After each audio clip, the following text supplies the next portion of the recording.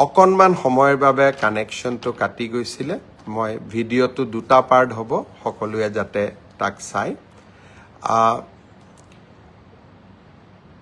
13/8/2020 তাৰিখে গুৱাহাটী মহানগৰীৰ মাজমজিয়াত জুবিনক 4জন যুৱকে আক্ৰমণ কৰিছিল তেতিয়া জুবিনে কৰোনাৰ সময়ত ষ্টুডিঅ'ত যোৱাৰ সময়ত জুবিন সেই আক্ৰমণৰ বলি হৈছিল পুলিচ তদন্ত হৈছিল পিছত কি হৈছিল কি নাই হোৱা সেই বিষয়ে মই নকওঁ কিন্তু সেই সময়ত জুবিনক এই আক্ৰমণৰ গৰিহণা বা সমালোচনা ৰাজনীতি কৰা মানুহসকলে কৰা নাছিল কা আন্দোলনৰ সময়ত জুবিনে আমাক বিৰোধিতা কৰিছিল কিন্তু সেই সময়তো এই ঘটনাৰ নিন্দা কৰি মই দিয়া দীঘলীয়া টিভিৰ ইণ্টাৰভিউ এটা মই ফেচবুকত আপলোড কৰিম আপোনালোকে শুনিব আৰু তেতিয়া আপোনালোকে গম পাব যে আৰু সেই কাৰণেই সেই সময় জুবিনৰ জীৱিত অৱস্থাত জুবিনৰ নিৰাপত্তা আৰু জুবিনক এক প্ৰকাৰ কেনেকৈ অসমীয়াই সন্মান জনাব লাগে সেই বিষয়ে মোৰ আগবঢ়োৱা বক্তব্য আপোনালোকে মই আপলোড কৰা ভিডিঅ'টোৰ পৰা চাই বুজিব পাৰিব এতিয়া প্ৰশ্ন হৈছে যে জুবিনৰ হত্যাৰ বা জুবিনৰ মৃত্যুৰ তদন্তক বিপথে পৰিচালিত কৰিবৰ বাবে আমাৰ মাজত কিছুমানে প্ৰচেষ্টা চলাইছে নেকি জুবিনৰ মৃত্যুৰ সুযোগ লৈ সিদিনাখন গুৱাহাটী মহানগৰীত এক প্ৰকাৰ যি পৰিৱেশ সৃষ্টি কৰি দিয়া হৈছিল সেই পৰিৱেশৰ আঁৰত কোনবোৰ ব্যক্তি আছিল মই ৰাইজক আকৌ এবাৰ ক'ম চৰকাৰখনক আপোনালোকে বেয়া পাব পাৰে আমি আপোনালোকৰ কিছুমানৰ ঘৰ এভিকশ্যন কৰিছোঁ আপোনালোকে আমাক বেয়া পায় কিন্তু এভিকশ্যনৰ প্ৰতিশোধ ল'বলৈ জুবিনক আপোনালোকে ঢাল হিচাপে ব্যৱহাৰ নকৰিব জীৱনকালত কোনটো জাগাত আপোনালোকে জুবিনক সংগীত অনুষ্ঠান পৰিৱেশনৰ কাৰণে মাতিছিল বাংলাদেশৰ পৰা মমতাজক লৈ অহা কেইবাটাও উদাহৰণ আছে কিন্তু আপোনালোকৰ অঞ্চলবিলাকত গৈ জুবিনে সংগীত অনুষ্ঠানো পৰিৱেশন কৰিব পৰা নাছিল জুবিনৰ মৃত্যুৰ পিছত আপোনালোকে কেনেকৈ জুবিনৰ অনুৰাগী হৈ পৰিলে হিমন্ত বিশ্ব শৰ্মাৰ ওপৰত আপোনালোকে প্ৰতিশোধ ল'ব লাগে মোৰ ওপৰত আপোনালোকে প্ৰতিশোধ লওক কিন্তু সেই প্ৰতিশোধ বা সেই মই কিয় এভিকশ্যন কৰিছোঁ তাৰ প্ৰতিশোধ আপোনালোকে জুবিনৰ নাম লৈ নকৰিব ৰাজনীতি আমিও কৰোঁ আমিও বুজি পাওঁ আপোনালোকে যদি জুবিনক ইমানেই মৰম কৰিছিল জীৱনকালত জুবিনৰ মমতাজৰ পৰিৱৰ্তে জুবিন গাৰ্গক কিয় মতা নাছিল অনুষ্ঠান পৰিৱেশনৰ কাৰণে আৰু 2020 চনত 13 তাৰিখে যেতিয়া জুবিনৰ ওপৰত আক্ৰমণ হৈছিল তেতিয়াতো আপোনালোকে ফেচবুকত লিখা নাছিলে আজি এভিকশ্যনত বিজেপি আপোনালোকক এভিকশ্যন কৰিছে বিজেপিৰ ওপৰত প্ৰতিশোধ ল'ব লাগে আৰু তাৰ কাৰণে আপোনালোকে জুবিনৰ দুখজনক মৃত্যুক এডাল অস্ত্ৰ হিচাপে ব্যৱহাৰ কৰিব তাক কেতিয়াও আমি মানি ল'ব নোৱাৰোঁ শ্ৰদ্ধাৰ ৰাইজ কোনবোৰ ব্যক্তি আজি সক্ৰিয় হৈ আছে আপোনালোকে এই ফটোখন চাওক বিমানবন্দৰত যেতিয়া আমি শ্যামকানু মহন্তক গ্ৰেপ্তাৰ কৰি লৈ আহিছিলোঁ এইখন আছিল তেখেতৰ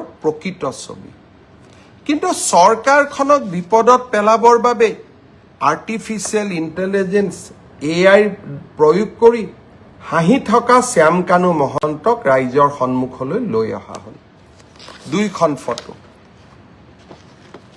এইখন ফটো অৰিজিনেল এইখন ফটো ডুপ্লিকেট এই কামবোৰ কিয় কৰি আছে জুবিনক ন্যায় দিবৰ বাবে জুবিনক ন্যায় দিয়াৰ বাবে আপোনালোকে এনেকৈ ফটোশ্বপ কৰিবলগীয়া হৈছে ভুৱা ফটো বনাবলগীয়া হৈছে হাঁহি থকা ফটো এখন আপোনালোকে বনাই দিলে কিন্তু প্ৰকৃত ফটো আছিল এইখন ই কি প্ৰমাণ কৰিছে তাৰ মানে আজি এটা চক্ৰ প্ৰতিটো পৰ্যায়তে একোটা ষড়যন্ত্ৰৰ আকাৰ দি জুবিনক ন্যায় দিয়াৰ প্ৰক্ৰিয়াক এটা অসম চৰকাৰ বিৰোধী অৱস্থানলৈ ৰূপান্তৰ কৰাৰ বাবে প্ৰচেষ্টা কৰিছে। এই প্ৰচেষ্টা আমি সফল হ'ব নিদিওঁ।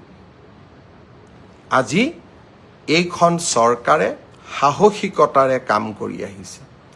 উচ্ছেদেই হওক, অসমৰ পৰা বিদেশী নাগৰিক বহিষ্কাৰেই হওক বা জুবিনক ন্যায় প্ৰদান কৰাই হওক, এইখন চৰকাৰে কাৰো ওচৰত শিৰ নত নকৰে, মাত্ৰ অসমবাসীৰ ওচৰত শিৰ নত কৰিব।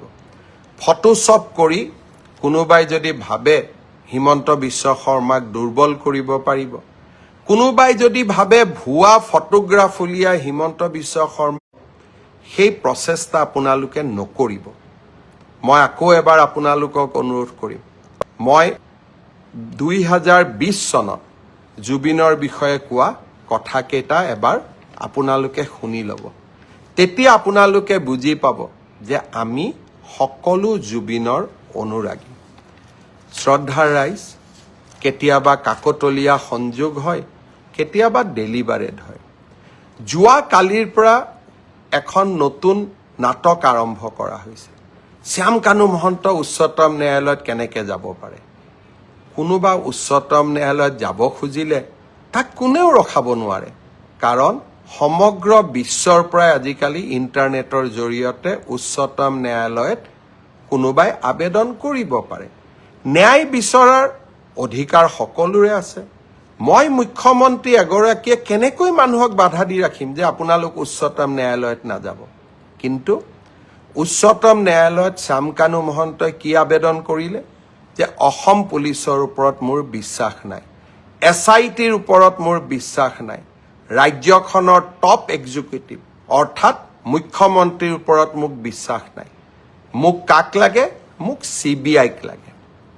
এই কথাখিনিয়ে যোৱা 5 দিন আগৰ পৰা কোনে কৈ আহিছে? অখিল গগৈ ডাঙৰীয়াই মোক লিখিতভাৱে জনাইছে যে অসম পুলিচৰ ওপৰত মোৰ আস্থা নাই, মুখ্যমন্ত্ৰীৰ ওপৰত মোৰ আস্থা নাই, CBIত এই তদন্ত দিব লাগে। দেৱব্ৰত শইকীয়াই লিখিলে ৰাষ্ট্ৰপতিক যে এই তদন্ত CBIক দিব লাগে। আৰু এতিয়া শ্যাম কানু মহন্তই লিখিলে যে এই তদন্ত CBIক দিব লাগে। এয়া কাকতলীয়া সংযোগ নে এয়া এক প্ৰকাৰ ষড়যন্ত্ৰ, তাক মই নাজানো। কিন্তু শ্যাম কানু মহন্ত, অখিল গগৈ, দেৱব্ৰত শইকীয়া কোনেও অসম পুলিচক বিশ্বাস নকৰে। কিন্তু এই অসম পুলিচেই আজি ছিংগাপুৰত হোৱা ঘটনা এটাকো আমি তদন্তৰ আওতালৈ আনি 4জনকৈ ব্যক্তিক আমি আজি জেলৰ হাজতত ৰাখিবলৈ সক্ষম হৈছোঁ।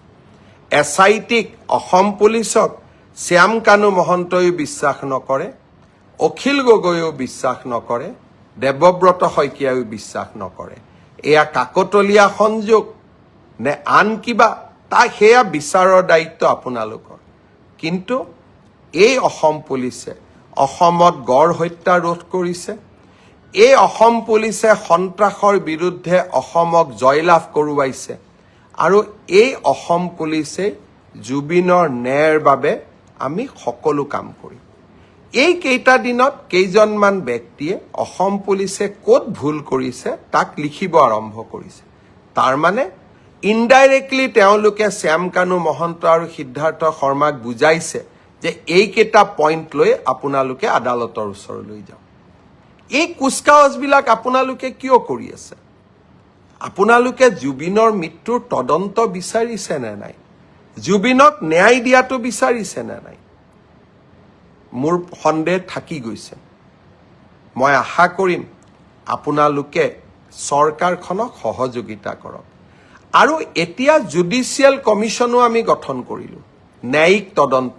কোনে ন্যায়িক তদন্ত কৰিব? গুৱাহাটী উচ্চ ন্যায়ালয়ৰ এজন চিটিং জাজ, জাষ্টিছ সৌমিত্ৰ শইকীয়াই। তেওঁক আপোনালোকে সহায় কৰক। অসমখনক 2026ত নিৰ্বাচন হ'ব, আপোনালোকে BJPক হৰুৱাব খোজে। বেলেগ ইছ্যু লওক। ৰাস্তা হোৱা নাই, কাজিৰঙাত কৰিডৰৰ কথা কৈছিল, কৰিডৰ হোৱা নাই। নামৰূপ ফাৰ্টিলাইজাৰ খুলিম বুলি কৈছিল, খোলা নাই। দলং বনাম বুলি কৈছিল, বনোৱা নাই। চাকৰি দিম বুলি কৈছিল, দিয়া নাই। লোন দিম বুলি কৈছিল, দিয়া নাই। জুবিনৰ মৃত্যুক লৈ নিকৃষ্ট ষড়যন্ত্ৰ নকৰিব। আৰু এটা কথা মই আপোনালোকক কৈ দিওঁ, এভিকশ্যন চলি থাকিব। আপোনালোকে যদি ভাবিছে যে আপোনালোকে এনেবোৰ আশ্ৰয় লৈ এভিকশ্যনৰ পৰা আঁতৰি যাব খুজিব, তাক আপোনালোকে কেতিয়াও মানি ল'ব নোৱাৰিব। কাৰণ আমি আমাৰ জাতি মাটি ভেটি সুৰক্ষাৰ স্বাৰ্থত আমি অটল হৈ থাকিম। আৰু আপোনালোকে মোক কেতিয়াও ডাইভাৰ্ট কৰিব নোৱাৰিব। আৰু মই ডাইভাৰ্ট নহওঁ। মই জুবিনকো ন্যায় দিম আৰু অসমৰ জাতি মাটি ভেটি ৰক্ষাৰ বাবেও মই অক্লান্ত সংগ্ৰামত নিয়োজিত হৈ থাকিম। আপোনালোকক মই প্ৰত্যাহ্বান জনালোঁ, চেলেঞ্জ কৰিলোঁ। আপোনালোকে আপোনালোকৰ নিকৃষ্ট খেলখন খেলি থাকক। অসমবাসী ৰাইজৰ অজস্ৰ আশীৰ্বাদ মোৰ মূৰৰ ওপৰত আছে। মা কামাখ্যা, মহাপুৰুষ শ্ৰীমন্ত শংকৰদেৱৰ আশীৰ্বাদেৰে আমি অসমখনৰ জাতি মাটি ভেটি ৰক্ষা কৰিম। এভিকশ্যন চলি থাকিব, বিকাশৰ কৰ্মযজ্ঞ চলি থাকিব আৰু জুবিনক